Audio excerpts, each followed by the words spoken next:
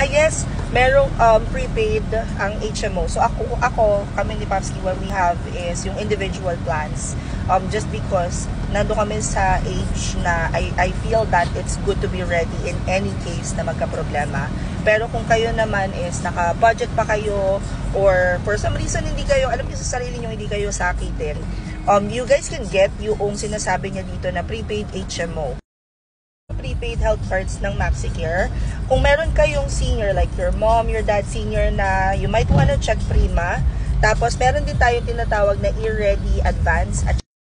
So sa e-ready, meron tayo nitong titanium at saka meron ng platinum. Ang difference lang nung dalawa is yung platinum may access sa 6 major hospitals. So Asian Hospital, Cardinal Santos, Makati Med, St. Luke's at saka the Medical City. Ito yung mga coverage niya. The e-ready advance naman, may kasama siyang coverage for confinement and mas pricey naman siya. If you guys want to know more about the prepaid HMOs, you can scan this code. Tapos, makikita nyo na dyan lahat ng information about the prepaid cards ng MaxiCare. If hindi guys mag-work yung QR code, punta na lang kayo dito sa Facebook ko, hanapin nyo itong post na to, tapos doon ko na lang ililink yung kung saan nyo pwede makita yung mga prepaid health card.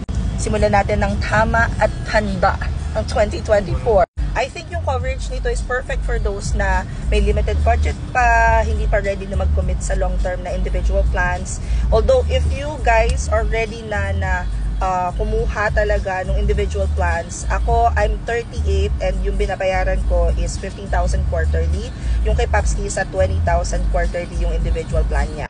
If gusto nyo naman ng individual plan or you want to talk to an expert about coverage ni MaxiCare, mag-comment na lang kayo dito or mag-message kayo sa Facebook ko siguro para ma-connect ko na lang kayo dun sa agent. I highly recommend, lalo na ngayon papasok yung bagong taon, na kumuha kayo ng mga ganito, kahit prepaid lang yung kunin nyo muna just to be ready, because magamit mo siya, good kasi ready ka. Hindi mo siya magamit, goods pa din kasi ibig sabihin hindi ka nagkasakit. As usual, comment any questions you guys have about working from home. Follow for more work from home chismis. Bye!